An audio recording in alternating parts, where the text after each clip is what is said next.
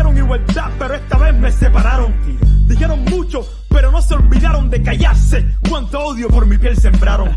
Dijeron historia y la tergiversaron. Dijeron guerra, muerte, odio y nos culparon. Enfermedades, epidemias nos contagiaron. Exterminación de mi fauna complace a tus mercados. Dijeron riqueza y todo se lo robaron. Oro, platino, diamante, a la fuerza se lo llevaron.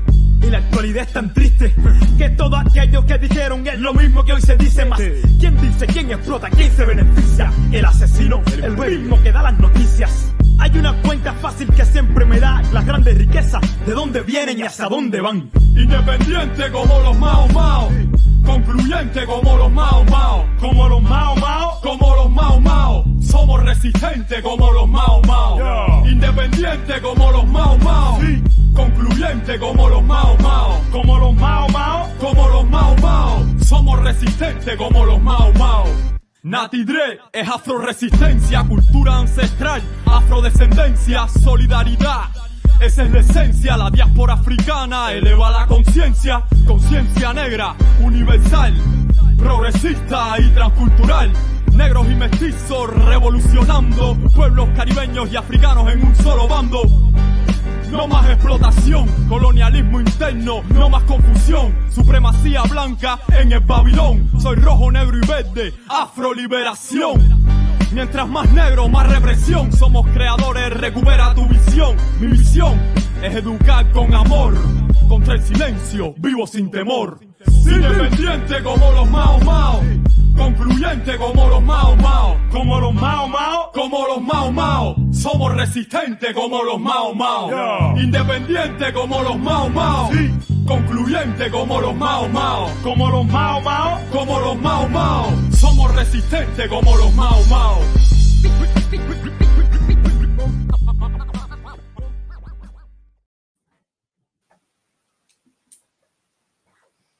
Welcome, welcome, welcome. This is the Rise Up Morning Show. Ikemba, where you been at, man? Where you been at? What's good? What's good, man? What y'all thought you wasn't going to see me? Shoot, we thought you retired, man. Old dirty bastard, right? We thought you retired. The last time this network has seen you, I can't even say. No, I'm just playing. I'm always in a good mood when I'm around Ikemba. Homeboy spreads a lot of love, generosity, power. So it's always good to have you on, man. It's always good to have you on. And please subscribe to We Charge Colonialism, because he's not the only one over there that's cooking. Yeah, I think Frank, if I'm not mistaken, right? Is it Frank? Oh yeah. Frank and Natasha. Yeah, Frank and Natasha, they really set the tone. And yeah. So how have you been? What's good? I see you've been busy. You've been busy. Yeah, busy, man. In the mix. Also was like feeling a little drained, wasn't feeling too well. I'm still kind of in recovery mode. I'm not 100% now, but I know there was probably people chatting, just wondering where I was at. So I said, I gotta make a grand appearance, man. Like, let them know that I'm still here. But seriously though, just doing a lot of organizing. Felt a little burnt out, but it's all good, man. I'm feeling great now. Happy to be back. We got the Curve Fest going on, so have been here in Philadelphia. So, just organizing for that. That's happening on October 5th. So I definitely want to, encourage anyone that's in the area, tri-state area, from DC to Baltimore to New York, Jersey, Connecticut, wherever you at, if you can get to Philadelphia on October 5th, we're going to kick it off at 12 o'clock. Curve Fest for political prisoners. And if I'm not mistaken, this may be the last Curve Fest of the year. I heard somebody might have snuck another one in there, but I had to double check. But initially, the one in Philadelphia was supposed to be the last Curve Fest for the year. And they all been great, man, from Baltimore to New York. down to Atlanta, DC, Boston, and it's growing. It's growing. I spoke to some folks in London who want to bring CurdFest out to London. So, our political prisoners are everywhere. Wherever African people are, and wherever African people are resisting against imperialism, you're going to find political prisoners, on the continent and in the diaspora. So it's an opportunity for us to uplift our political prisoners and acquire resources, secure some resources to support them, and talk about action to bring our political prisoners home. So, that's going on. That's October 5th, and then October 6th, I'm going out to Toronto. Don't ask me how I'm going to do that, but I'm supposed to go out there, and there's a brother Kofi, who's organizing an event where he's bringing Dr. Umar Johnson out there, and he had asked me to come out there and speak, and sort of, I guess, like give a sort of history and overview of Pan-Africanism. So I'm a give him some revolutionary Pan-Africanism, give him a little of that history. Yeah. You're gonna disclose who else is gonna be there, or you gonna keep that a secret? I said who was gonna be there. You missed it. Dr. Umar. Yeah. Oh, damn, that went right over my head. Yeah. I said, he's bringing Dr. Umar Johnson out there, and so he wanted me. I think it was the thing because we're both from Philadelphia. And he was like, hey, I want you to come out, give a history of Pan-Africanism. So I think it's, Dr. Umar Johnson, he's the main event, like that's the keynote. It's all about him. But I guess like he wanted to bring me out there because of the connection I have with him as well, talking about the brother Kofi, the organizer, out there in Toronto, because I love Toronto. I go out there and I build with the Black community out there, and we thought it would be fitting for me to come out because of my background too, just organizing and the work that I do. So that's in Toronto. If you can get out to Toronto on October 6th, come on out. Yeah, for sure. Yeah, please. Turn out, show out. That's gonna be a dope conversation. Is it gonna be pre-recorded, like everybody, or like live stream, so like people will be able to watch it, or if they can't make it, or the last? I'm not sure about this one, to be honest, because the last event that he organized, I went to, it wasn't live stream. So, but who knows? Because of Dr. Umar coming out there, it may. I get back to you on that, but I'm not sure. But definitely, like, check. I promoted on my IG. Those who want more information, Global Ubuntu Foundation. You could check that on IG, and I have information for the event there. So looking forward to that. Yeah. If we could, let's go back in time a little bit to the Uhuru 3 verdict, Leonard's birthday, Amilcar Cabral's birthday as well. I don't know if you've spoken on this already, but just what was that day like for you? That was a very historic day for Pan-Africanism, and also for Indigenous and Black, African solidarity.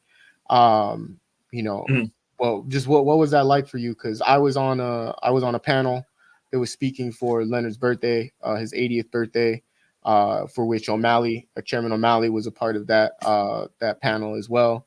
Very hard to speak after Chairman O'Malley because he speaks such strong words. So, but yeah, what were your thoughts that day? I know that you were with another group of individuals. We were trying to have you on live. It just didn't pan out. But, yeah, that was rough. Yeah. So like, what was your thoughts that day, my man?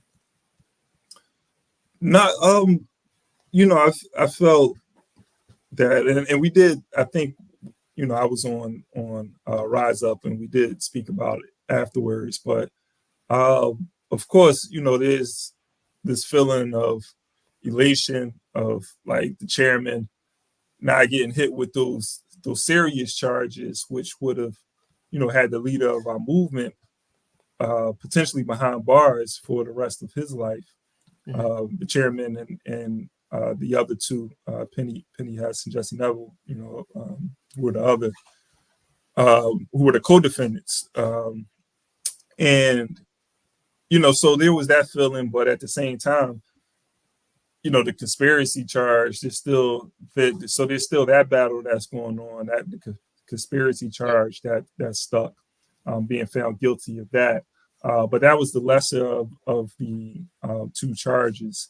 So, you know, there's sort of like that, you know, feeling that we were victorious in the sense of just like being able to take on the U.S. government and defeat the U.S. government in their courts, and to be able to be a revolutionary organization and to stand for what we stand for, and to come out victorious in their courts. It was a great feeling because there was a lot at stake with this case, the way that we organize, who we're able to organize with.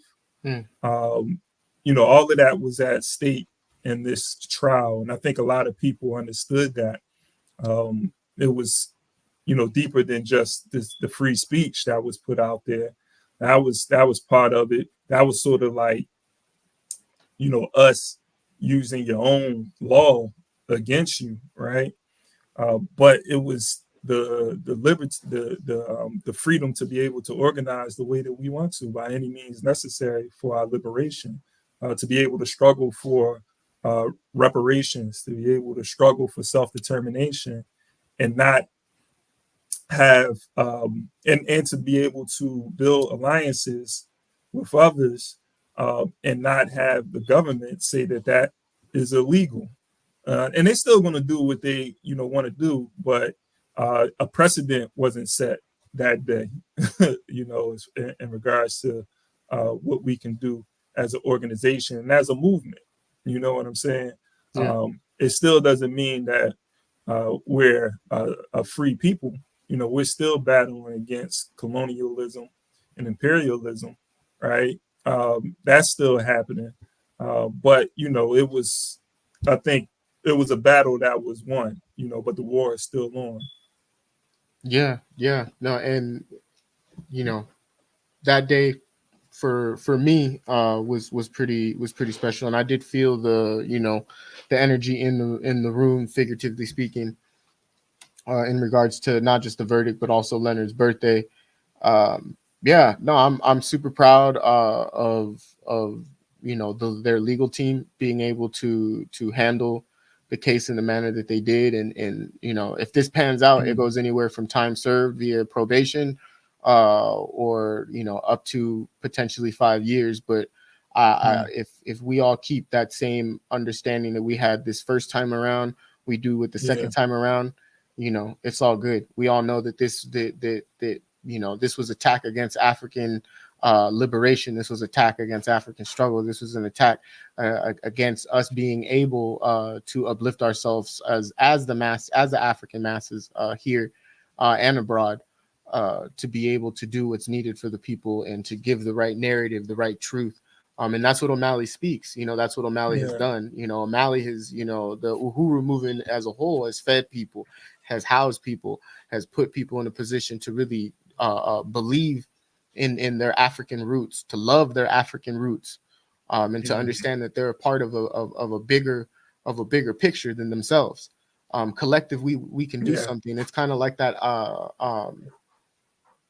No, I don't know where I was going with that. No, but you know, like we have this history of wanting to separate. You know, not to say that our movement has never been homogenous. You know, there's never been, you know, our people have never just had one course of action to resist against, you know, colonialism.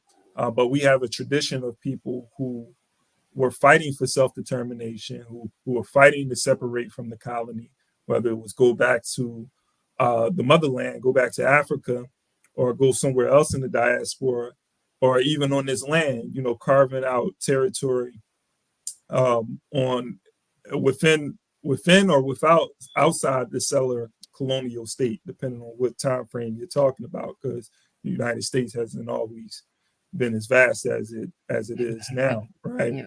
But there's this history that we've always had, and so when we look at the Uhuru movement, who's one of several movements in the United States that is still fighting, that's carrying on that tradition, for fighting for Black power and self-determination, we should have the freedom to do that. But even saying that, though, is a contradiction within colonialism, because we are not supposed to be free.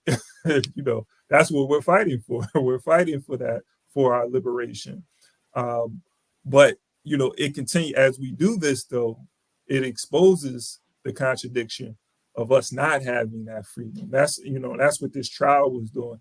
But even being victorious in this trial, we have to understand that the contradiction still exists, that there's still going to be surveillance, still going to be, they're going to be watching us, trying to undermine everything that we do to free ourselves, because they do not want African people to be independent. They don't want us to be separate from the colony. They're able to monitor us, if we're within the colony, they're able to monitor us a lot easier, right? So we just have to be also conscious of that fact. Yeah. Oh shit. With that being said, we're gonna go to a break.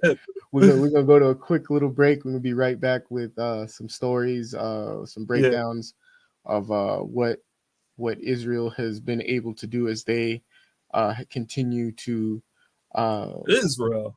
Yeah, what Israel has been doing to all people across the globe, but in specific, currently what's going on in Lebanon, what they've done as of the last week, how they've been able to do it, and a lot how some of these bombs that are sent by America with 3Ks, how these things operate. So we're gonna be getting into all of that. Until then, enjoy this clip by Chairman Omali Yeshitela.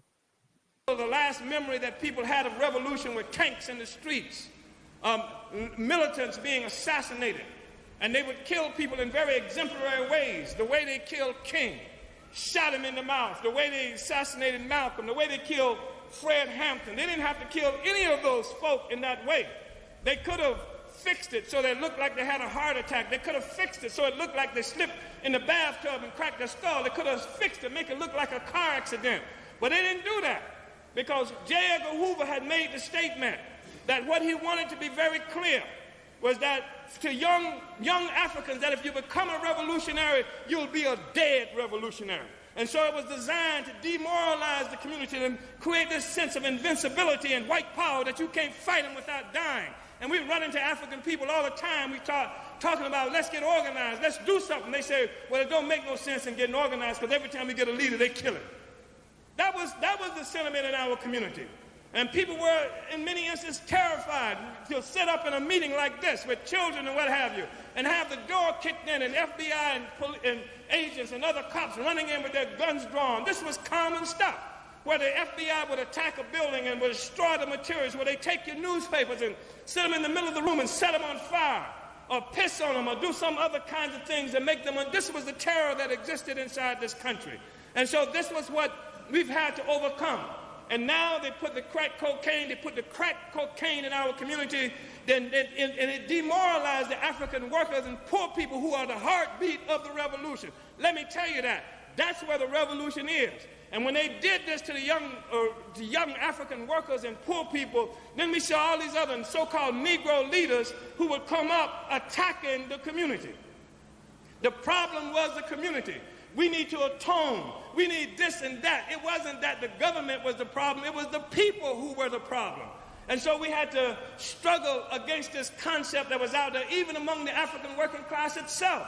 Because what we found is that the people who were out pushing crack cocaine often thought it was their idea that they were doing it. They thought, I'm out here doing this because this is my idea, but it wasn't their idea. What the imperialists, the capitalists, what white power had done was take away all the other options and say, if you want to live, this is what you can do to live on, and put crack cocaine there. I'm not a hunter, but I'm told that in places like in the Arctic, where indigenous people sometimes might hunt a wolf, they'll take a double-edged blade and they'll put blood on the blade and they'll melt the ice and stick the handle in the ice so that only the blade is protruding, and that a wolf will smell the blood and wants to eat, and it'll come and lick the blade trying to eat. And what happens is when the wolf licks the blade, of course, he cuts his tongue and he bleeds, and he thinks he's really having a good meal. He drinks and he licks and he licks, and of course he's drinking his own blood and he kills himself. That's what the imperialists did to us with crack cocaine. You got these young brothers out there thinking that they're getting something that they're going to make a living with. They're getting something they can buy a car like the white people have cars. Why can't I have a car? They're getting something that they can get a piece of gold. The white people have gold. Why can't I have gold? They're getting something to get a house. The white people have a house. Why can't I have a house? And they actually think that it's something that's bringing resources to them, but they're killing themselves just like the wolf who's licking the blade, and they're slowly dying without knowing it. That's what's happening to the community. You with me on that? That's exactly and precisely what happens to the community.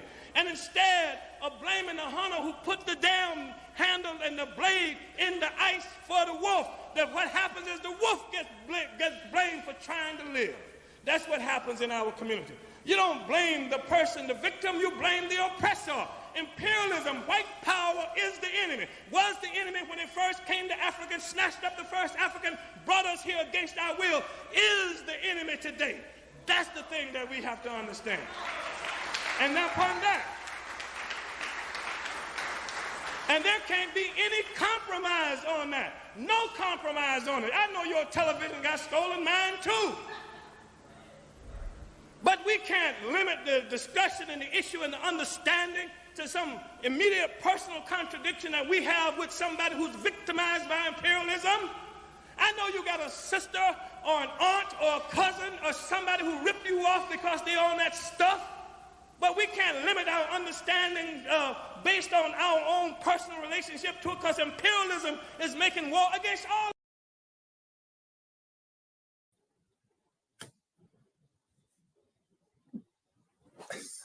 Rise up. Right, yeah. Damn, I was sitting back. You know, you guys. Yeah, I zoned out. Yeah, I was like, I don't know if you see when I looked at you, I was like, dang, man. Like, hold on, that's it. Hold on, keep it going. All right, no, that was a lot of imperialism waging war against all of us. Like that's exactly. That was the mic drop.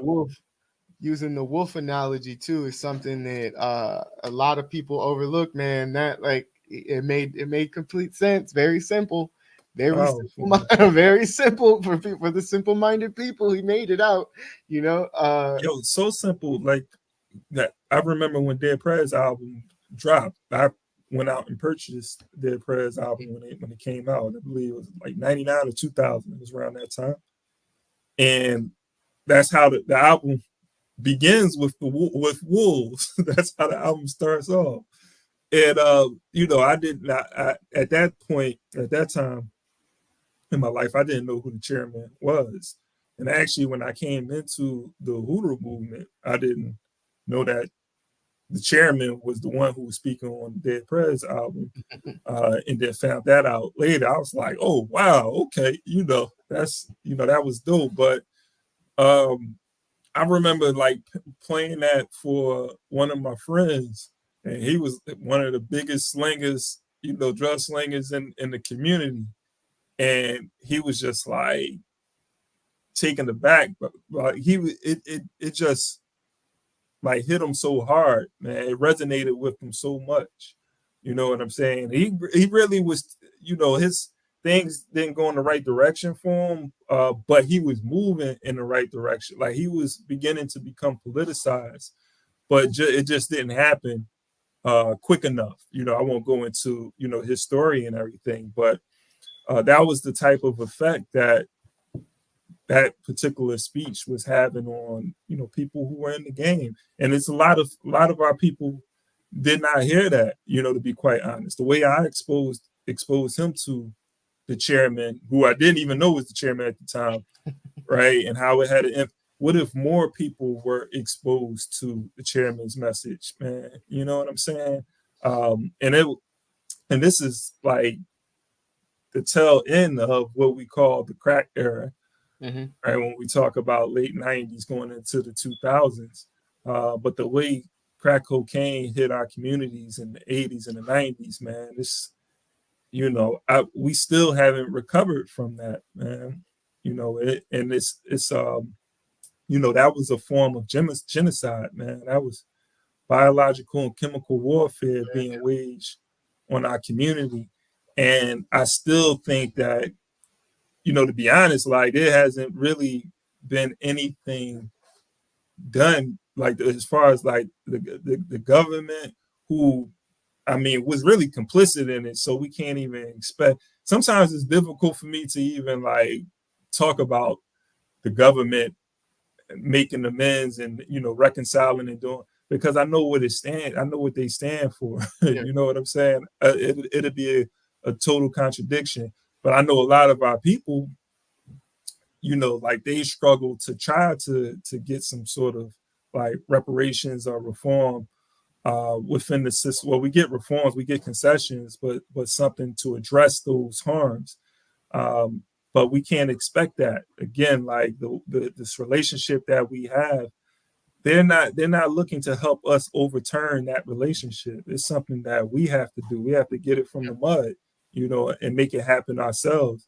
And that's why these conversations are important, to sort of just like get our people to understand it. I feel the other thing is like, I feel like, a lot of the people who tap into Black Power Media and some of, our other platforms, your platform and my platform, a lot of them are already, sort of, they're conscious of what's happening. They understand colonialism. They understand, how racism operates and so forth. But we got to start getting it into, these conversations into the schools, into, all of our people's households. Like this has to be, that propaganda and education tool, for the masses of African people, so we can get on the same page, man, and do the work that needs to be done to overturn, the system. But I don't know. I might have digressed a bit, man. No, I think you for one, broke down the fact that everything that in that video, you understand and are working, towards, and that's what this video is intended for. Speaking of like, how you said you first came to at least the portion of this speech, from a song, and you made the connection, like, oh, I didn't even know that was the same person. It's all meant to happen. And so again, Chairman O'Malley has been on BPM. Will probably be back as soon as can be, to explain what's going on with their situation. I wanted to, if we real quick before I know you ready to move on, but another point, something I wanted to point out really quick, when the chairman was talking about how the drug dealers, think that it's something, because he talks about Ricky Ross, in this speech, and how Ricky Ross, somebody couldn't read, tennis player, somebody from the hood, they were making it as if, this guy came up with the idea of, cooking up crack cocaine and selling it to the community. And it's sort of like that's what happened with a lot of our people who were selling drugs. And just the point I'm making, and I guess the point he's making, is just a lot of the things that we do that whether it's, we think we are building our communities, or even just like, we feel like we're kind of like creating some sort of wealth and success for ourselves, which may be destructive to the community. But whatever the case, like a lot of these things that we're doing, we think that it's our idea, and it's not really our ideas. Like, we have been set up, we've been put in a position, so to manipulate it to think and behave in a particular way that's self-destructive and destructive to our community, to ourselves and our community. And again, this is why it's important to have these sort of platforms, but just even control our schools, man, controlling the media in our schools, and have the power, because when somebody else has the power over institutions, Dr. Bobby Wright said, whoever controls the institutions controls the minds. You control the minds, you control behinds, basically the behavior. But yeah, man. No, I completely agree with you. If you want, do you want to start with the local, or it's not local, it's just part of my from the area I'm from. You want to start with that, or do you want to get into this is not real stuff? Let's go local, man. Let's go local. Okay. All right. So this happened not too far from where I was raised at. For everybody, out there, I'm talking so much, man, because Black Power Media, they silenced me for 90 days, man. So I feel like Malcolm X now, man. Like, can't stop talking now. Okay. We coming with the reloaded energy. I like it. So again, remains found at Yucaipa ID'd as missing Morongo Nation woman. For those that might not know, I am Afro-Indigenous, so I do take on stories like this and try and find truth in what's been going on and actually shed light to it. So I wasn't able to get this on the live yesterday that I had, so I'm glad that I'm able to speak about it here on this platform. We never really talk about one missing and murdered Indigenous women, but let's also have another conversation on African Indigenous women from the African diaspora that are subjugated to imperialist modes, that subjugate them in the most horrible way, i.e., most ending in them going missing or resulting in them being dead. And so I wanted to highlight this for individuals that are out there to really understand how important this is. It says human remains found in Yucaipa on Sunday have been positively identified as belonging to the missing Indigenous woman from Lake Elsinore. It says right here, San Bernardino County Sheriff's Coroner Division had confirmed that the remains found Sunday morning near the 10 freeway and Willward Canyon Road in Yucaipa belonged to 43-year-old Amy Porter. Porter has been missing since September 14th, and the CHP had issued a feather alert designed to ask the public to help in searching for missing Indigenous people. Porter was affiliated with the Morongo Band of Mission Indians. So this is her face right here. I don't know if we're going to get copyrighted for playing ABC 7, so I won't play that. Frustrated with the pace of the official investigation, her friends and family organized their own search party and found the remains in a ravine Sunday morning. So again, this we're going to talk about this, but the cops are trying, or will try and take ownership of this, of finding the remains of this woman. Which in part suits that false narrative that they need more funding when they don't, because when they get more funding, nothing happens. Says right here, says they suspected foul play. Porter's cousin Shannon Quesada suspected her ex-boyfriend may have been involved. Says 2 days after she was last seen, it appears Porter was involved in a multi-vehicle crash on the 10 freeway in Yucaipa. Quesada was the ex-boyfriend who was also involved in the crash and may have intentionally caused it, running into her and another vehicle that also belonged to Porter. She talked to her. She was fine. The accident was done to slow her down. Quesada said he intentionally hit her with other vehicle. He was driving one of her vehicles. Multiple law enforcement agencies are involved in the investigation because different jurisdictions involved. Riverside County Sheriff's Department is handling the missing persons aspect, and San Bernardino County Sheriff's Department is handling the death investigation. Let's see right here. I know in my heart he was out here and he was the reason she was fleeing, Quesada said. And I believe that's the end of it. But let's get into a conversation again. You see how like they're handling this investigation, but they weren't the ones that found this indigenous woman's body. This happens consistently over and over and over and over again in indigenous communities where indigenous women go missing. They're then found by their own people, and then police departments use these deaths to try and justify more fucking funding for them. This is it's fucking diabolical, and it's not just indigenous women of America. It's also African indigenous women from the diaspora that are subjugated to these same atrocious crimes. We just seen in 4K a woman in her own home be shot in the head for saying "I rebuke you in the name of Jesus," because they were murderers. They were there to murder her. They had full intent, but they'll never be charged for it.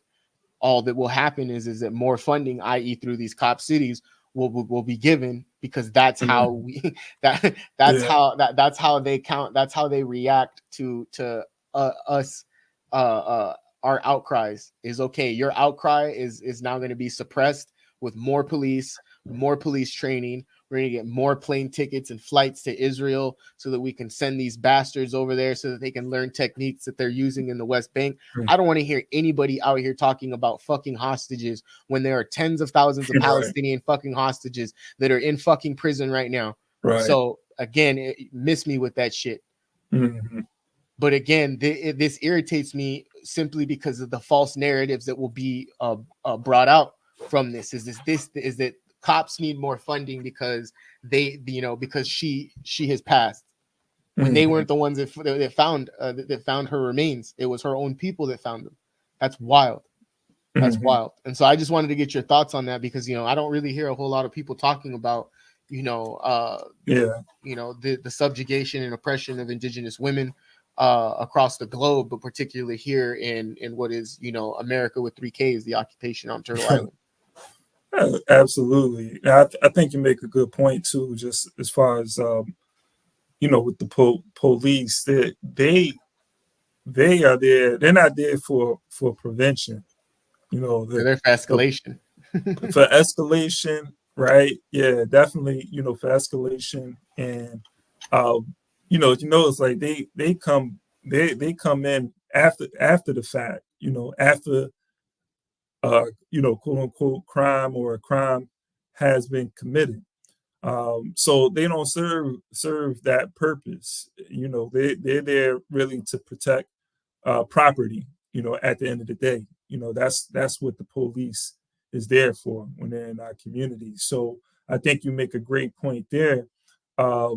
To use this, and they do the same thing wherever they are, in whatever the issue is, whether it's an increase in intercommunal violence, used as a pretext to fund more police, or to put more police in the community, right? They always talk about, the issue, but the fact still remains is that the system of colonial capitalism is creating these issues. So we never really solve the problem. We keep going in circles. Every year we talk about, every election, we talk about the same problems, whether it's, dealing with education or crime in particular, right? The criminal element within society never gets solved, because the crime starts at the top. The corruption starts at the top, man. If I look at Department of Justice, and maybe we can do a segment on this. You look at the Department of Justice cases against corporations in the last several years, and look at how many people have corporations and people who have been indicted, fines that have been paid. You know, I have to do further research and see who's going to jail, because that's going to be the next story. You know, are these people going to jail after, you know, committing these crimes of going around the world, right, and striking deals with corrupt leaders in other countries, from Brazil to from South America to Africa, where they're striking deals where they're able to get contracts in these countries, right? So there's no fair competition going on, and so they're paying millions of dollars in fines for that. But just to go back to, you know, I won't digress too much, but the point is like, you know, the corruption, you know, starts at the top. So they're not there to like really solve the problems of the oppressed and exploited. And, you know, it's up for us. I think if anything, it shows that we have to, you know, create those the force within our community that can, you know, protect the people, the men, women, and children, you know, in the community.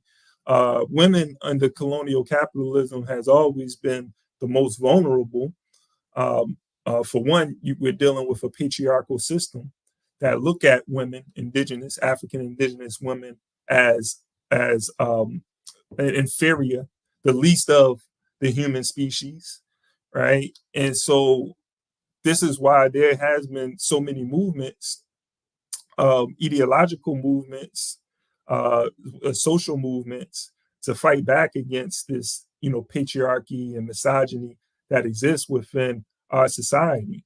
The indigenous women that this is frequently happening to, this is a result of patriarchy and misogyny, right? That doesn't uplift Black and indigenous women, African and indigenous women within our society.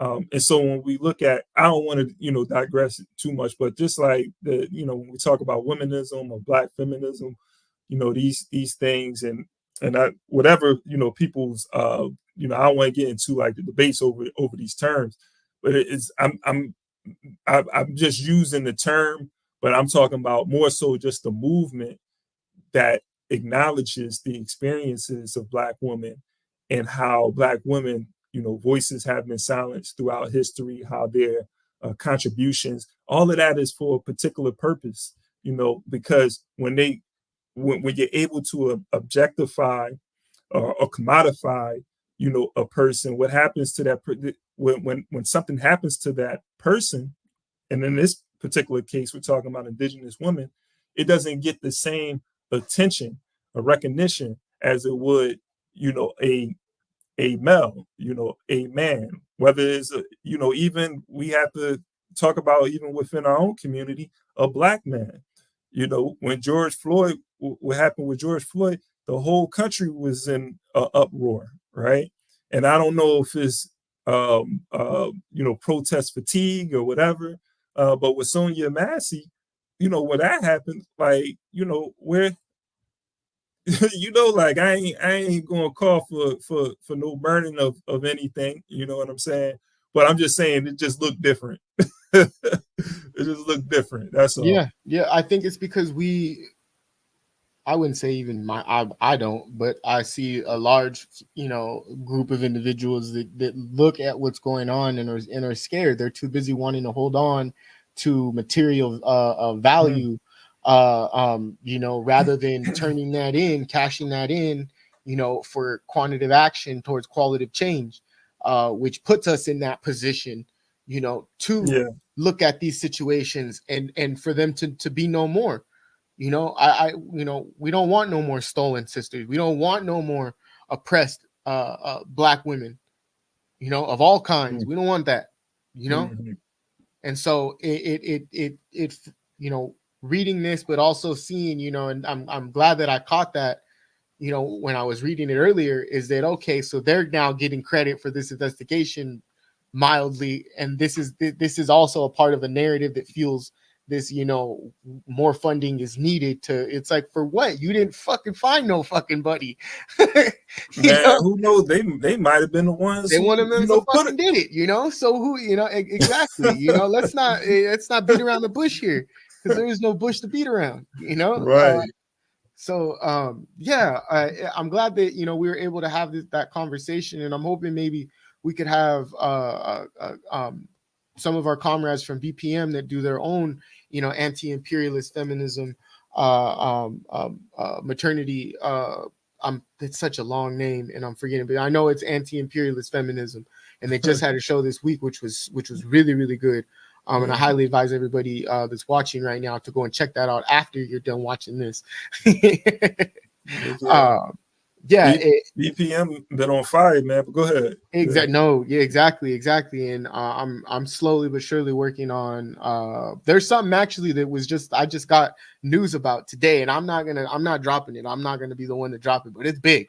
It's big news. It's big. It's big. When we get out, when this is all said and done. When this live is over, Julius Malema. Julius, nah. I'm messing around. Nah, I wish though. Shit, that's not the nah was not a like no, never. Like it was like a no. Like it's something a little bit different, but I wish it was that too. No. Let's get into this past week. We've seen, we're coming on almost a year since October 7th, for which Hamas staged, their defense against violence. Again, we have to use the correct vocabulary when we look at these situations. Yeah. We now are seeing the worst attack on Lebanon in 2 decades, for which I think that the death toll is at 300 now. Someone can correct me in the comments if I'm wrong. Last I saw was around 500. Around 500. Yeah. So around 500 individuals have been killed by Israeli attacks, Israeli bombs. And so we're going to be getting into what these bombs do and what they are. But we're also going to be getting into how this is I mean, I consider, myself a broadcast journalist. And so I've seen, as of late, over 160 plus journalists die, probably even more, since this conflict, has happened. This conflict has been escalated by Israel, and so we're going to be highlighting, the death of a journalist, in hopes that people can really understand that they're not just attacking civilians, they're attacking the whole entire infrastructure. That's journalists. That's with the pager situation. Those were also doctors that they targeted, service workers, people who work in markets, people who work in schools next to children, potentially young adolescents that have pagers, and that's the only way it means that they're able to do to communicate via the oppression that is inflicted on them by imperialism that is in the Middle East. We all know that Israel's sole motivating factor in the Middle East is to be the puppet, the dog for imperialism, because they have interest in the resources that are there. They have interest in Gaza. While they were carpet bombing Gaza, as they continue to do, there's real estate agencies that were mocking up whole 3D compilations of beachfront property where they had just bombed children. So we are dealing with demonic, diabolical individuals. And what's crazy is we're not the only ones that see this in the world. Ikemba was very, very, very kind. No, I'm not going to say it.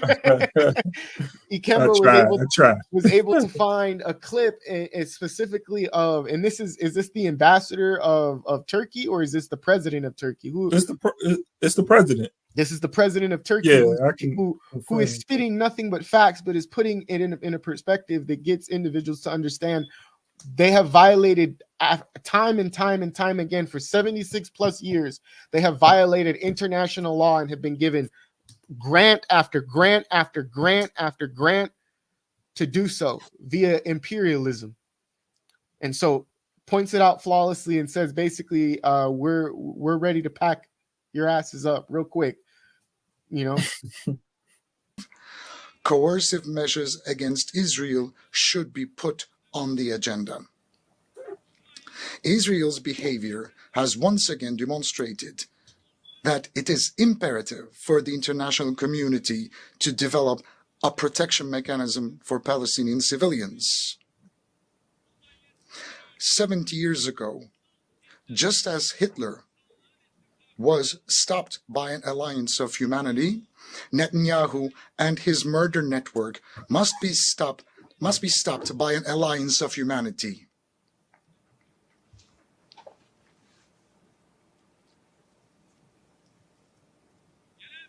We believe that the General Assembly's authority to recommend the use of force, as in the 1950 Resolution on Unity for Peace, should be considered.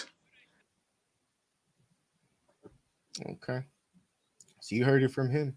He said humanity packed up the Nazis. You know, I think we need to do that again. But and if you look at how history actually played out, the Nazis all they did was turn in their swastikas. They changed the uniform for an American patch. That's all they did. You know, some of them became heads of NATO, the first heads of NATO. Some of them were the first head of NBC. That means the shit you fucking watch on TV.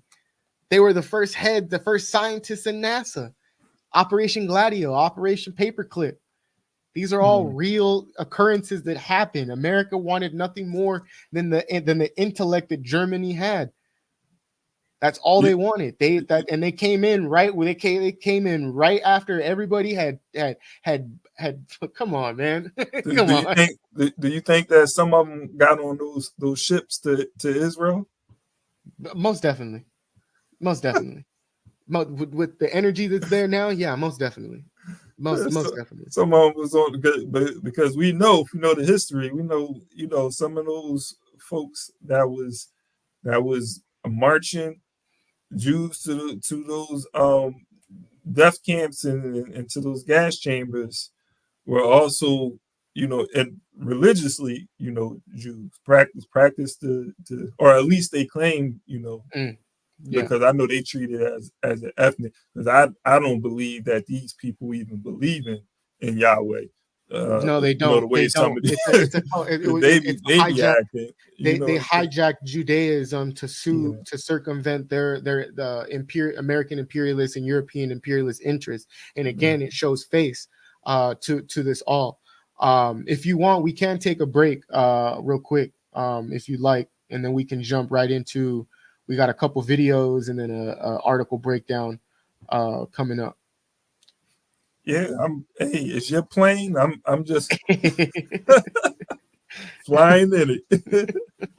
Nah, I'm with you. We in this together. I got you. I'm co-piloting. All right. All right, we'll be right back. Stay tuned. Enjoy this Rise Up break for Black Power. Shahid Bolson. Again, yeah, we replay videos on here. I don't care. We'll be right back.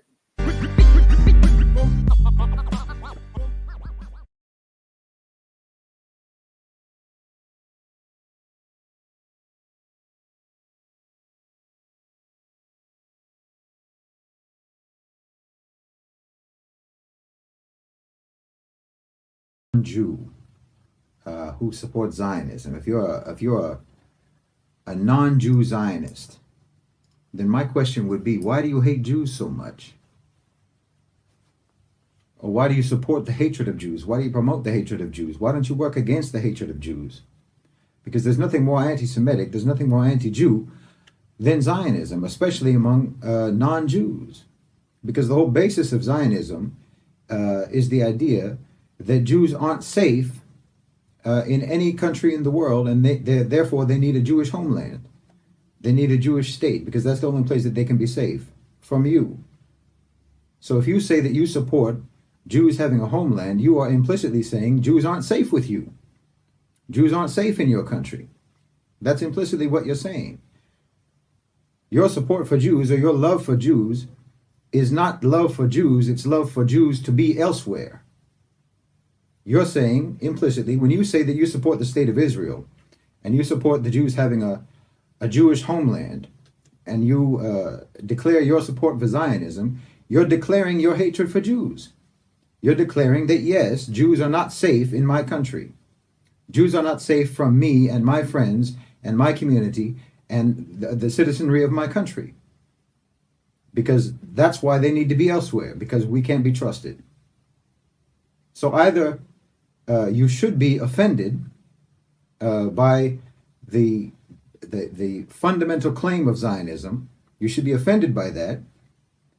And if you're not offended by it, then it's because it's true and the Jews are not safe with you. Because if you had any, if you were a decent human being who didn't hate Jewish people, then the claim that the Jews can't be safe in your country would be offensive to you. And that the Jews aren't safe anywhere in the world would be offensive to you, because it's an insult. It's an insult to your whole society to say that the Jews can't be safe with you and therefore they need to be somewhere else. But you see, the thing is, like I've said before, it's true. You do hate Jews. The West has always hated Jews. Jews have never been safe in the West. And after the Holocaust, after the anti-Jewish sentiment across Europe that's been going on for centuries, after that reached a crescendo with the Holocaust, you just figured out another way, a more sophisticated way to make life miserable for the Jews. You figured out another way to keep the Jews in danger and insecurity. And you figured out a way, this is remarkable, you figured out a way to make the only people in history who didn't hate and persecute them, hate them. Because the Muslims never hated the Jews. The Muslims didn't persecute the Jews. The Jews were safe with the Muslims. But you found a way to make endless animosity, unending animosity between the Muslims and the Jews, between the Arabs and the Jews, by turning what should have been immigration into colonization. Because the Jews were always safe and free to emigrate to Palestine. And they did. Where do you think they went when you kicked them out of Spain? They went to the Ottoman Empire. Many of them went to Palestine. And they were welcomed there and they were safe there. The only people that were ever kind to them, the only people that were ever benevolent to them, the only people that didn't persecute them and hate them for being Jews was the Muslims. You hated Jews for what they are. You hated Jews for being Jews. But you made them do things by turning immigration, what should have been immigration, you turned it into colonization. And so we started to hate them because of what they did. We started to hate them for what they do. The Muslims started to hate them because of their actions. You hated them always for what they are, for their being, for their belief, for their religion. We didn't. We never did. We always had respect for them. So you just found a way to make your anti-Jewish hatred more sophisticated, and you found a way to put the Jews into endless problems by sending them to Palestine as colonizers instead of as immigrants. Sending them to Palestine with the dream of taking over Palestine by violence, which is how they took it over, by violence and massacre of women and children. Deir Yassin, for example. They took it over by terrorism. They took it over by thuggery. And that was with your backing, because you wanted to make a problem for the Jews. You wanted to make a problem for them, and then a problem for us. And you wanted to destroy the only friend that they ever had in this world, which was the Muslims. And even now, with everything that's been going on, and everything that's been going on for the last 70 years, even now, who's the one who's actually suing for a ceasefire? Who's the one that's actually trying to pursue peace and who's reacting to this conflict right now with diplomacy and not with aggression? It's the Muslims. And who is vetoing the calls for a ceasefire? You people. Because you hate Jews. You want them to be in a problem. You want them to be insecure. You want them to be in danger. You want them to be in conflict. You don't want them to be friends with the only friends that they ever had. You want them to be enemies. You don't want there to be anywhere safe for the Jews. And like I said, when you say that you support Zionism, you are implicitly saying that the Jews are never going to be safe in your country. The Jews are never going to be safe in your society. And then the only place that they ever were safe was in the Muslim world, and you have arranged it in such a way, you engineered it in such a way that they can't even be safe there now because of the way they came and the way they've behaved with your backing if they hadn't had your backing and they hadn't been instigated by you with this sick ideology of Zionism, they could have come to Palestine and just been neighbors. They could have come to Palestine and just become Jewish Palestinians. In Palestine, Jewish immigrants were always welcome, but colonizers were not welcome. And you decided that they should be colonizers just to create more problems and to create problems for the Jews in the only part of the world where they never had problems. So Zionism is just the perfection of anti-Semitism. It's the refinement of anti-Semitism. It's the pinnacle of anti-Jewish hatred.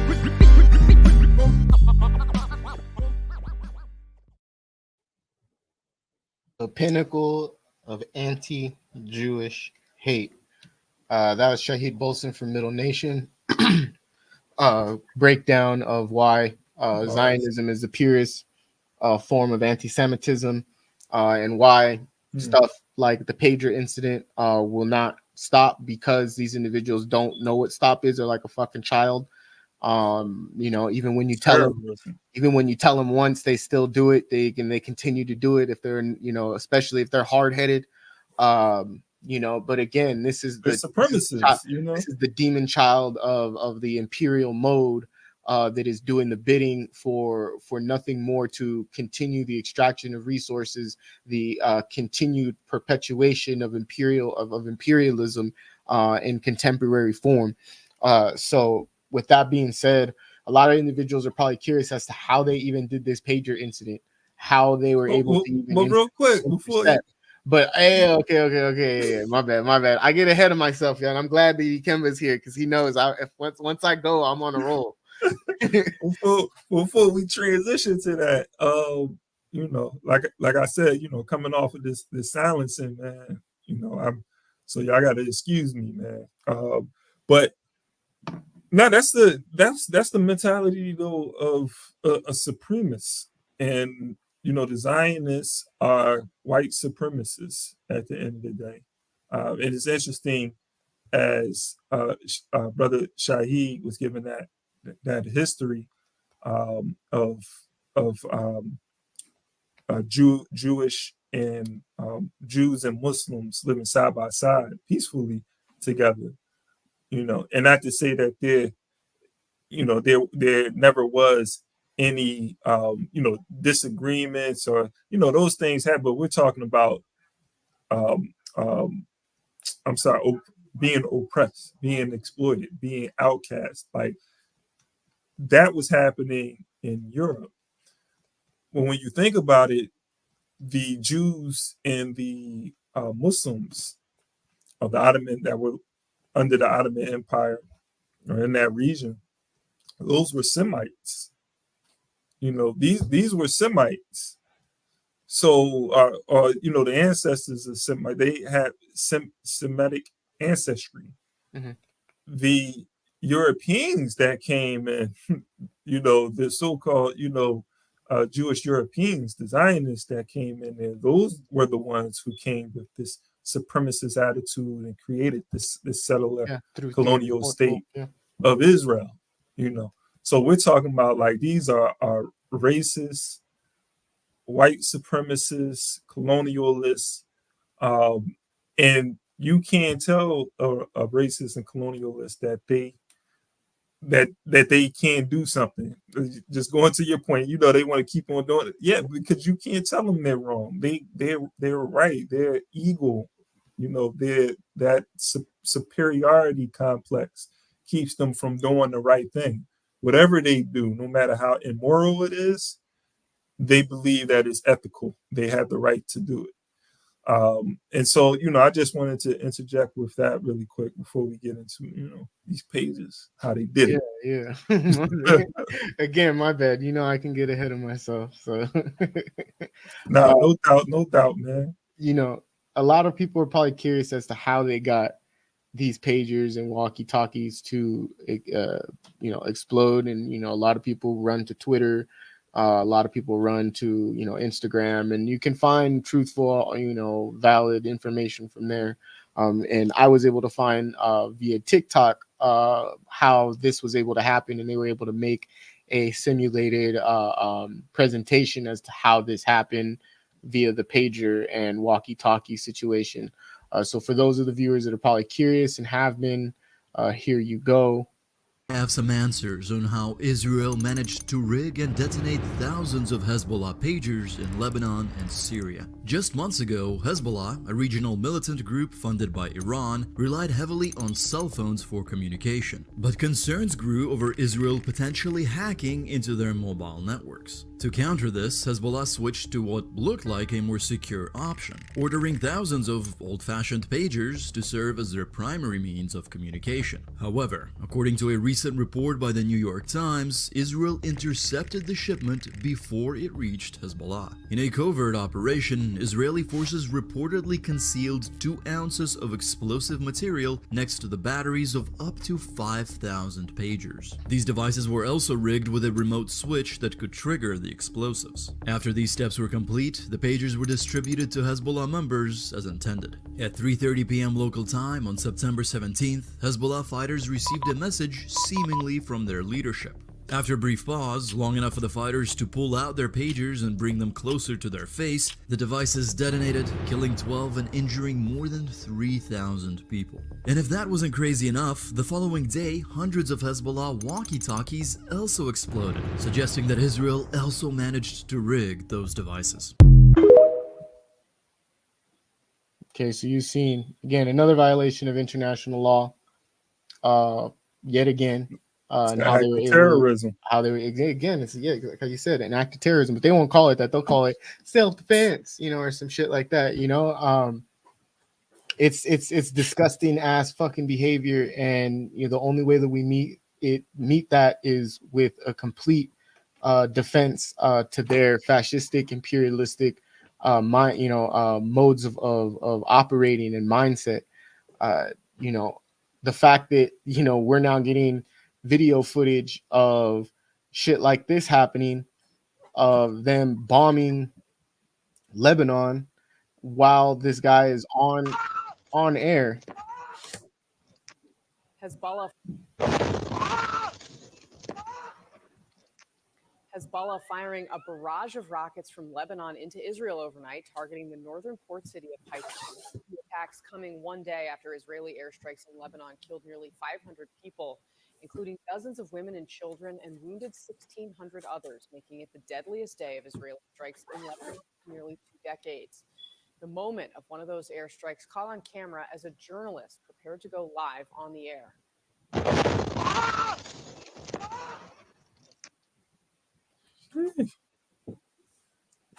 We have that. That was just one of many journalists that they have killed, and have continued to do so. Well, that one right there had minor injuries. So he had minor injuries, but still he was hit by an airstrike. But this one, well, first I want us to go over what these weapons of mass destruction look like as they're being inflicted onto the masses of people in Lebanon and in Palestine. This is a thermobaric missile, and this is a demonstration on how exactly they're able to do stuff like this, and how these weapons even work. Just to be frank. Weapons of mass destruction, thermobaric weapons, are also known as vacuum bombs. They work in 2 steps. A charge contained in a warhead explodes. Made of gas, liquid, or finely pulverized explosives, it forms an aerosol cloud. A second explosive charge ignites that cloud, which creates a fireball reaching a temperature of 3,000 degrees. The impact also creates a huge shockwave. Oxygen in the surrounding air is sucked in, generating a vacuum and a huge overpressure 1.5 to 2 times higher than the overpressure caused by conventional explosives. This is what causes fatal injuries to all living beings around. In the immediate surroundings, bodies are literally pulverized. A little further away, the blast causes ruptured eardrums, severe concussions, rupture of internal organs, and blindness. These weapons have already been used in Afghanistan, Syria, and Chechnya. especially in urban areas. Russia has them in stock, as does the United States. They are not banned by the Geneva Conventions, but using them against civilians potentially amounts to a war crime.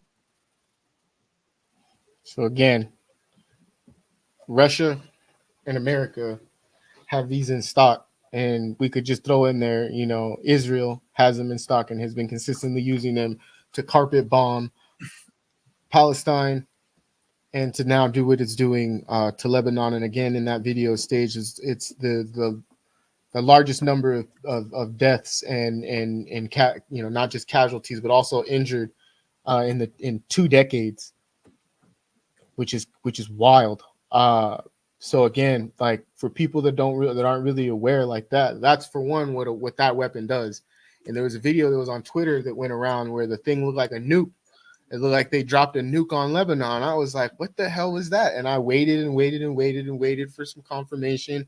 You know, look to some right people. You guys can go to my live that I did yesterday where I spoke about this exactly as well, and how this was a thermobaric missile which had full intent. It was it's a fuel bomb. Again, it's like spraying aerosol in the air and then lighten it up, or it's exactly what that is. That thing explodes first. It goes off into the air and whatnot and evaporates and everything, and then the bomb drops and it hits and it ignites.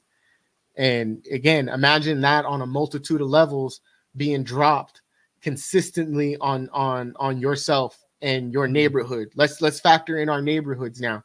You know, what if your whole neighborhood was fucking carpet bombed with these weapons? No one would fucking exist. Like you wouldn't.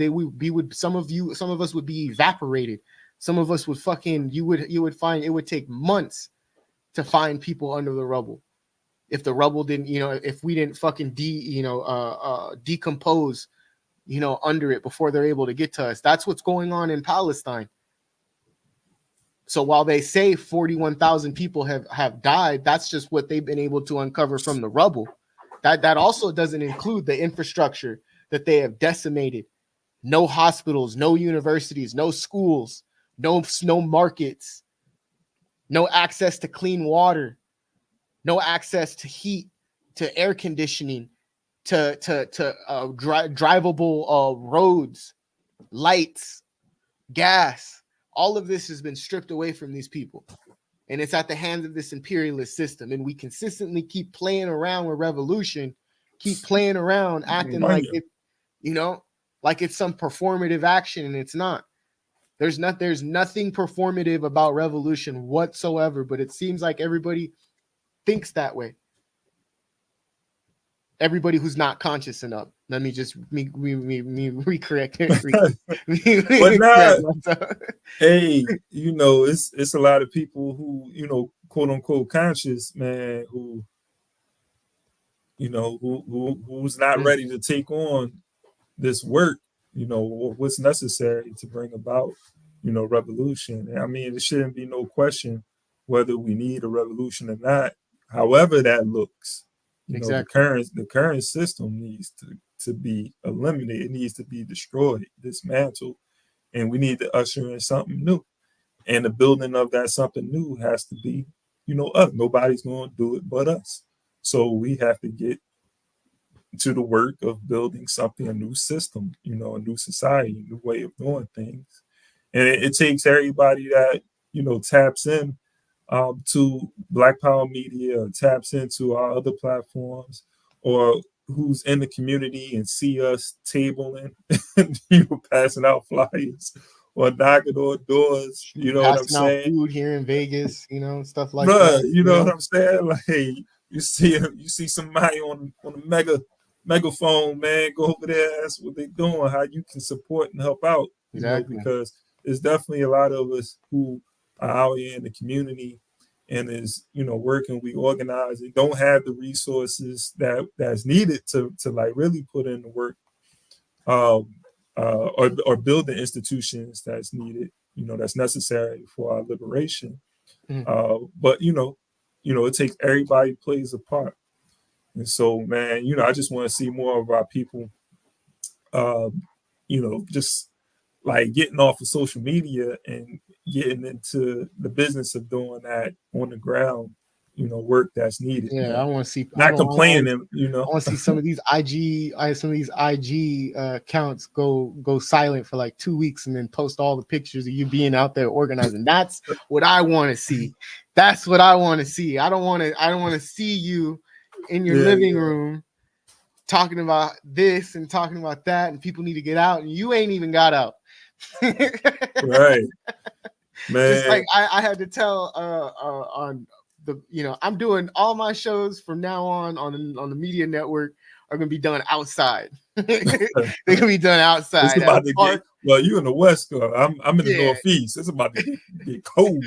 It's about to get a little cold, but yeah, for sure. No, but I completely agree with you, man. And it's again, that's what's beautiful about these platforms, is that we're able to elaborate how we feel about certain situations and be able to take from that and be able to build from that, you know, and put ourselves in a correct position to really understand. Again, we all know who our oppressor is, but where we get caught up is they throw all this shit in front of us and we lose focus, and we start blaming each other, and we start doing this thing, and we start creating that strife and contention that fucking white hegemony fucking loves, you know.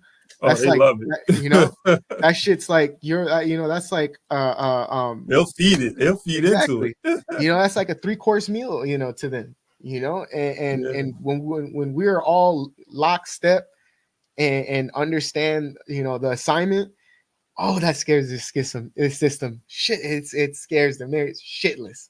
They can't comprehend even what's going to come, because they're too caught up in what they did, you know, too caught up. Oh shit, my ancestors, you know, fuck, you know, I better get rid of this because, you know, that has a little bit of, you know, I don't want to, you know, that's the type of mindset that a lot of these settlers, a lot of these individuals that aid and abet, that are even from our diaspora, that aid and abet this thought process that we need to uphold the values of this system. No. This system is what alienates, subjugates us, gentrifies us, oppresses us, exploits us, you know, demonizing us, kills us, assassinates us, as we seen, as we seen, like that. This is wild. You know, we seen a man be assassinated, and everybody do what they can to try and make sure that this man had a stay of execution. That was by far probably the most gut-wrenching live stream that I had to be a part of. It was a wild day. I felt like, again, I said on live, I feel like I'm losing a family member, and I am, because he's a part of the diaspora. And that's Brother Khalifa Williams. Yes, Imam Khalifa. Yes, Marcellus Williams. It's heartbreaking, but it pisses that me being pissed off. I have to generate that energy into making sure that we don't let this happen again. And how do we not let this happen again? By properly addressing imperialism. And it's not going to just take me. It's going to take everybody from the diaspora and other diasporas, the indigenous people of this occupation of Turtle Island. It's going to take that solidarity to overtake this. It's going to take everybody that's standing against what's going on in West Papua, what's going on in Haiti, what's going on in Sudan, what's going on in Congo. It's going to take all of us, what's going on in the Sahel states. These are all things that we have to understand, that we are intrinsically connected, whether we fucking like it or not. That's what imperialism did. But that's the beauty of us being able to enact our struggle for liberation, is to use that and say, hey, you fucked around. Now you're going to find out. Absolutely. And, you know, and then doing that, you know, we forge a national identity. You know, we can't identify with the colonizer. You can't, you know, say the colonizer can't say I'm an American and you say you're an American. Like that's a contradiction. That's a tomato. That's a tomato saying I'm an avocado. That's, you know, come on now, man. Like, it doesn't make. It's not going to make sense. We can't align ourselves with the system that has consistently shown us time and time again. Fuck examples. They have there's documents, whole ass fucking where we could fill multiple warehouses. All of these Amazon warehouses we could fill with nothing but document files and dossiers that they have on individuals, assassinations that they've enacted on individuals from our diaspora, people that have had some of the greatest minds. The fact that they're harboring information that they know is going to hold them accountable for the death of Malcolm X. Come on now, man. Yeah, absolutely. So if anything, we can learn, just going back to just, getting into the business of doing this work and nation building. Hey, there has to be a point where, okay, I don't care what organization you're part of or what your ideological or theoretical framework is. If you don't look at yourself as in opposition to imperialism, to colonial capitalism, or if you do look at yourself in opposition to that, then it's time to get into the business of coming together and forging, that nation or that entity in opposition to that. Because if you look at what they were able to do, they were able to get Catholics, pilgrims, Protestants, Puritans, Jews, Irish, Italians, Anglo-Saxons. They were able to get all of these people together and become a part of one nation. And it may have been different parties and they had internal struggles and conflicts, among each other, but they still, it was all done under that constitution. It was all done under that one unit, that one nation, right? And so we can have our internal struggles, with each other, but just like America, whatever they got going on internally, when it comes to the enemy, they know how to rally the troops. They know how to say, okay, I don't like you, but right now we got an enemy that we fighting, so we're gonna put our differences to the side, and you have those same people who might not like each other, but they put on the same uniform, right? They put on the same uniform and they go fight their common enemy, and that's something that we have to do. We have to learn how to do that. We haven't learned how to do that yet. How much longer are we going to wait? How to not fall for the trap of neocolonialism here on the occupied territories of Turtle Island. We failed to even address that. The fact that the military infrastructure, the generals, the heads of states and whatnot, they're all from our diaspora. So who's going to get the blame for what's going on? And if we were, crazy. they're gonna blame them, like, well, y'all did it. It's like, no, we didn't. This is again, Black Anglo-Saxon did it. Exactly. These individuals who have nothing better to do other than to shuck and jive for a system that wants nothing for them, and they think because they're a blackface in a high place that now that they've done some change, they've enacted some change. No, I would rather you be like a George Patmore. Why don't you go and pack up some fucking Nazis? Why don't you really set the tone for how you really feel about what's going on, instead of falling for the trap of, I can excel my life through the means of the military. I can excel my life through the means of working in reciprocity with imperialism that subjugates me to the same oppression that's abroad. It's an ass backwards a way of thinking. And I'm like so tired of even this argument of vote for Kamala, vote for Kamala. You go there now? Oh my gosh, it really irritates me. But to continue, if we can, just to kind of stay on subject, there was one article that depicted at least a 22-year-old journalist. I'm a broadcast journalist. I'm not sure if Ikemba would consider himself a broadcast journalist. I do. To say that, live on here, what we do is important, and what the individuals do in their country is important, because they're able to showcase the atrocities that is Zionism. They're able to show you and showcase what's really going on in a place where the mainstream media here likes to play it off like Israel's defending itself from all of these big bad entities. And it's like, no. How is it that the one person that gets billions of dollars in military aid, more aid in military than any other person besides America, gets more military aid, and yet they're the ones who are not that aren't the aggressors? Come on now. We've seen 76 years of this bullshit. You really think I'm naive? You really think I'm not aware, I'm not coherent, I don't mess around with tomfoolery, and that's what mainstream media is. It's tomfoolery. It's blasphemy. It's like if you guys watch that movie, The Princess Bride, inconceivable. What you know about that, man? Young boy, what you know about the princess? I know a lot about The Princess Bride. I think we still have that shit on VHS in my house right now. Okay. Yeah, that's like some. What's that, like an 80s? Yeah, he said, my name is such and such and such, and you killed my father. The man with 6 fingers. We're getting sidetracked, but again, like it said in there, inconceivable. Hey, if you grew up during that period, or around folks who did, you can't front on that film, but we're gonna stay on track. Everybody who love that movie. Right. That is, you don't say anything about that damn film. All right, so let's get to it. To finish this off, we have a 22-year-old journalist among hundreds killed in the latest Israeli aggression in Lebanon.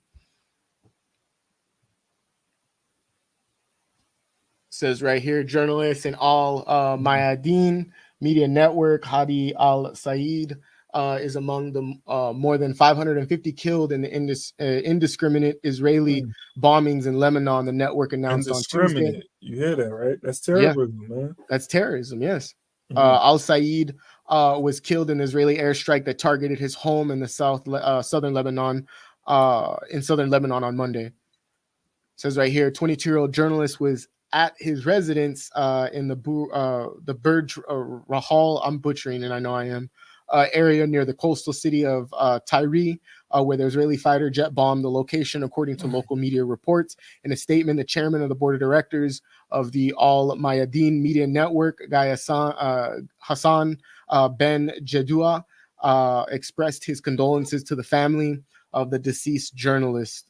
I can extend my condolences to his media family at the Al Mayadeen Online, where he worked in the social media department. We have only heard praiseworthy remarks about martyr Hadid. His calm demeanor, warmth, and faith, read the statement. Ben vowed to honor Saeed's legacy and continuing the network's work with greater resolve, the determination standing firm against the treacherous Israeli aggression on Lebanon, its people, and its resistance, while maintaining our unwavering coverage of resilient Gaza and steadfast people, its heroic resistance. Let's see right here. So this is the Palestinian highlight showing the individual that was martyred. Says right here, Israeli regime has killed at least 173 journalists in Gaza Strip since October 7, 2023, when it launched its genocidal war against Palestinians in besieged coastal territory. They're targeting, it's not just the military that they're targeting, and we expressed that via the pager situation. They targeted the infrastructure of this nation. That's an international violation. So while you have the United States, that's a fucking occupation, it's out here talking about, that's self-defense, because that's how they see it. That's how America's seeing what they were doing to the people here, is that they were just defending themselves. How the fuck are you defending yourselves on land that ain't fucking yours? That's crazy. How, the mindset for me is where I lose you. Because again, that it doesn't make sense, and it's not going to make sense to me, because I don't speak, understand, or am fluent in fucking stupidity. They're defending their imperialist interests. Like that's what it is. Exactly. Destroying schools. Interests. Imagine. Let's say what it is. Yeah. Imagine if today, we seen Cuba go out there and we're going to invade Puerto Rico. I feel like Puerto Ricans would probably be happy about that. Wow. but we're gonna go and we're gonna create an alliance, and we're gonna inflict terror on all of these nations, and we're gonna send aid to all of these nations. You know, that'd be that'd be terrorism, right? We don't classify that, you know, when the imperialists do it, because imperialists don't see it that way. They're targeting schools, they're targeting hospitals, they're targeting universities, they're targeting whole set that even to go even lower, they're unresurrecting bodies in cemeteries, undigging them up and whatnot, bulldozing. We seen what they did when they entered into the West Bank, when they invaded the West Bank just this recently. Just destroyed shit just to destroy it, because that's how they got nothing fucking better else to do. They got so much fucking money up their ass that all they know how to do is to send bombs down and create strife and contention, which again aids and abets the interests of imperialism. Yeah. So while we sit here, you know, needing and wanting, you know, natural, you know, what is classified as a resource, you know, needed to live, like gas, water, they've commodified all these things that we can't get, you know, a stipend for, but Israel gets millions and billions of dollars to fucking bomb individuals abroad, and people think that that's fine. They think that that's okay. You're a sick-minded individual. You're a sick-minded individual. So I feel like I've been talking a lot right now, man. I just gotta admit, Hey, it's only two of us here, man. Who else gonna do all the talk? You know, we holding it down, bro. We trust me, you're not talking a lot. You're not talking no more than I'm talking. I'm gonna say that for real. But like that, you know, that goes to, you know, it also goes to the power to be able to name and define. And that's the power that the imperialist has, you know, the ability to dominate the political economy, which allows them to dominate almost every, if not every institution, right? Especially those life-sustaining institutions. Yeah. You know, something also that Dr. Bobby Wright, you know, talks about in Menticide.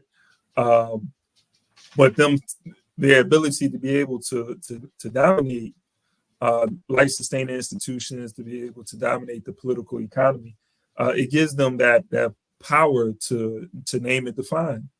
And we have to understand the type of impact or the type of influence that has on our consciousness.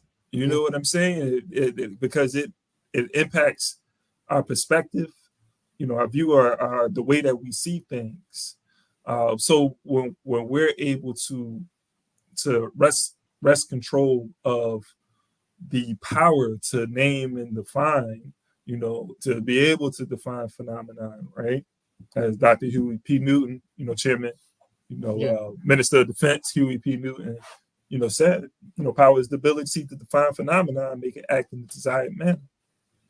That's what we have to be able to do, and that's what the masses of African and indigenous people, you know, need for the leadership of this movement to be able to do too. You know, and this is why, again, Black Power Media, these platforms is so important.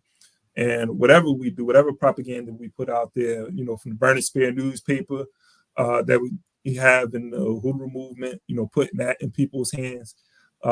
Is key into raising the consciousness of African people, because then they'll begin to think and behave in a different way, in a liberating way, in a way that will, in a self-determining way, a way that will liberate themselves and to liberate African people.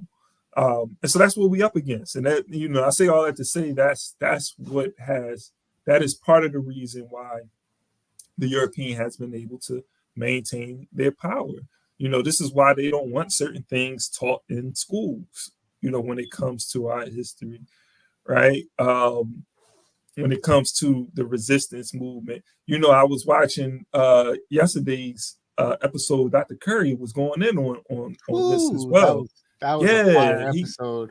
Man. I was finding it hard to remember that, oh damn, like I'm a host on here. I'm not watching just no, like it was that much information. Yeah. I'm glad you mentioned that, because Oh yesterday, man, whew, it was flames. I would definitely suggest. I feel like, I feel like a lot of people was tapped into the episode, but if you did not see it, if you happen to watch this and you did not see it, go back and check that out. 9/25, right? September 25th. Is when it airs, so definitely go back and check that out. But he was making that point in regards to I got to go back and listen again myself, but just how our history is taught, and what's taught and what's not taught, and the way that it's taught, right? Because it shapes the way that we see ourselves, the way that we see our struggle. And so, it's very important that, again, that we're able to name, define, we're able to tell our own stories, and because it's all political at the end of the day. And so if we're talking about liberation, our people need to have an education. They need information that's going to liberate them. They need an education for liberation. So I feel like, now I evened the score, man. So, you talked a lot, I talked a lot. Balance we even it out. I said, I got you. Here I come. Dude, but seriously though, I completely agree with you, man. I completely agree with you. We're in some wild times. Yeah, for sure, man. Yeah, we are officially done with our virtual run sheet. Is there anything you want to plug in? I know you did in the beginning, but is there anything you want maybe for the viewers that are just tuning in as we're getting ready to shut this live stream down? I know you mentioned you want to mention the block party, curb. Oh, Curb Fest. Yeah, the Curb Fest. Definitely. Again, if you're in Philadelphia area, come out to the Curb Fest for political prisoners. It's happening on October 5th, Saturday, October 5th, from 12 to 4 p.m. We're going to be out there tabling.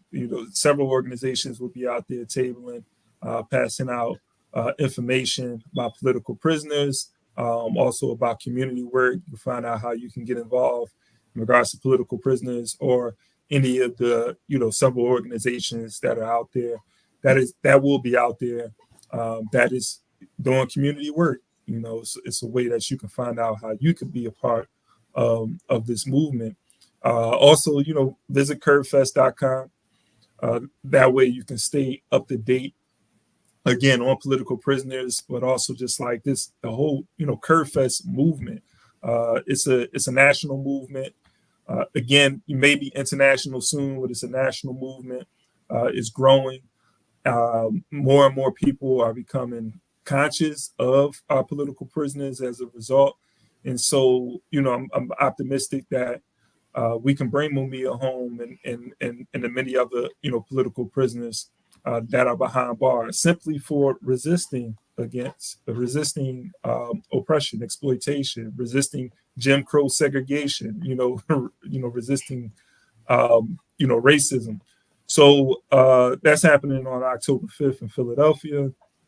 And then, October 6th, if anybody's in Toronto, I know that's like outside the country, but I think we have a couple of people. I've caught some people, well, at least I caught some people when We Charge Colonialism tapping in for Toronto. But if there's people tapping in for Toronto, or you in that area in Buffalo, which isn't too far, come out October 6th, starting at 12 p.m.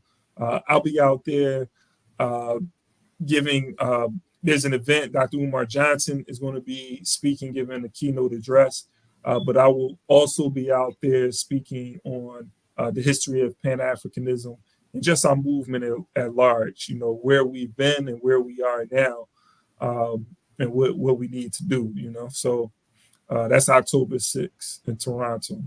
And the more information for that, you can go on my IG page, Global Foundation. You want to What you else got I'm anything plugging for We Charge Colonialism? You guys don't have like a Oh, weekly well, We schedule Charge you guys Colonialism. Yeah, we'll be on Saturday with the book club. We missed the Saturday it just passed. But I was gonna say, I was like, I normally watch you. I watch you guys in the morning time on Saturdays when I got before I go live. And so okay. it's yeah. You go live on Saturday? I go live on Saturdays in the morning though. It's from 8 to 10 send my me time.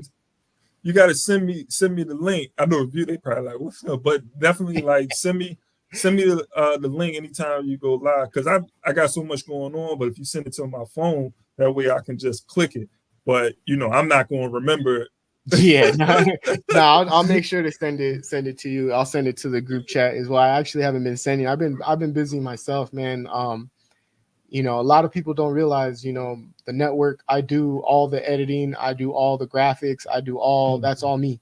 The research partially is me. And there's a couple other people that help out on that network. So there's a lot on my end that I do from a technological perspective to make sure that the Indigenous Nightmare Network looks the way that it does and formulates, and stuff. But yeah, I'll be sending you the link. And I'm hoping I can have you on when you do have some more free time, so that we can get into conversations. And I know there's one thing that me and Fernando have been really wanting on the back burner. We've been talking about is having a conversation on race first and what that actually means in the context of the African diaspora. So again, real deep conversations we're getting to. Break me off for that one. Yeah, we most definitely. Why would we leave you out, man? Why? Yeah. Because that's it's an interesting, yeah. I mean, it's definitely conversation to be had. What does that mean? I know some people would be like, well, it means what it says. It's very simple. It means what it says.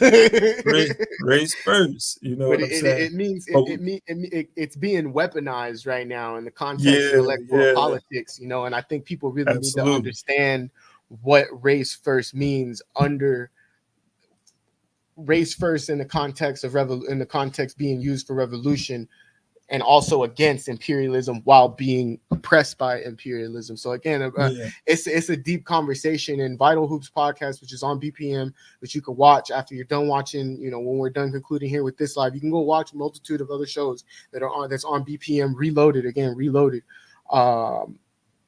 Dope conversation with Brother Chakra. And they went in depth about this a little bit, and so we want to. I'd like to help Fernando if we could, formulate a even further compilation of that as it's needed. But to the viewers, I want to say thank you. I don't really have too much to plug in other than if you want to catch me today, still you can catch me on. I'll be live today at 8 Pacific Standard Time, so that's going to be in it'd be in an hour, and I'm gonna be going over the manipulations that's within certain TV shows. The first one we're going over is Agatha All Along, which is on that Marvel Disney Plus stuff. So we're going over that. Also getting into this book right here, Decolonial Marxism. We're gonna actually have a part 1 breakdown, going over specific titles. And so again, get your notebooks ready. Bring your books because tomorrow. I'm today is going to be a good day, but what I have prepared for tomorrow, wow, I haven't even said anything about that yet. But nonetheless, thank you guys for tuning in to the Rise Up Morning Show. Thank you, Ikemba, for joining. As always, it's such a pleasure to be on screen with you, my brother. And we'll see you in a month, man. Everybody rise up. You play too much, bro. Sometimes the riot is a quiet one, where the battle is to love yourself and function in society, where voices of reason are muted by anxiety, like gaining notoriety is selling your soul. So we tend to go no deeper than the shallow water level, trying to keep us overhead in the face of all the slurs and the stares, mentally frozen, paralyzed by fear of failure and success. So we lock, we stock, barrel. Running while it's crumbling, all these towers and they're babbling. But the baby's in the bath and the stash under the bed. On my head, spinning from the circles and the puppets and the strings that they pull, then we move. Reactionary warfare never produces when it's on the field. Feeble and foolish, what tools and what weapons are we using? We need some new ones. Real revolution, it's real solutions.